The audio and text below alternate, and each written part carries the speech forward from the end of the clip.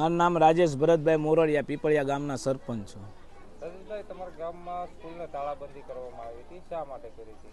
તાળાબંધી કરવામાં આવી હતી. મારા ગામમાં ભણતર શિક્ષણ થોડુંક નબળું હતું, પ્લસ પાણીની વ્યવસ્થા નહોતી, ટોયલેટ બાથરૂમની સુવિધા નહોતી, કોમ્પ્યુટર શાળાના બંધ હતા અને શિક્ષણના હિસાબે બંધ હતી. આચાર્યની બદલી કરવા જ્યોત્સનાબેન ચાવડાની બદલી થઈ ગઈ?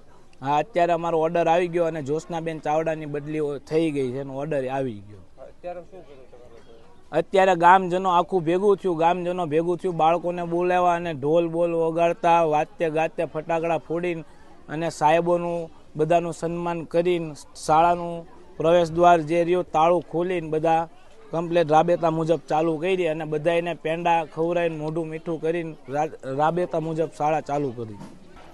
તમારું નામ? મારું નામ નરેશ ચૌહાણ.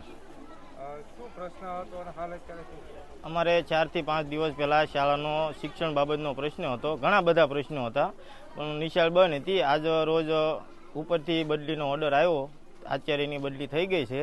તે એ રીતે બદલીનો ઓર્ડર આવ્યો એટલે અમે ગામજનોએ છોકરાને નિશાળે લાવીને તાળાબંધી ખોલી અને બધાના મીઠા મોઢા કરાવ્યા છે. એ બદલ પ્રેસ મીડિયાનો ખૂબ ખૂબ આભાર અને સરકારશ્રીનો ખૂબ ખૂબ આભાર માનીએ છીએ.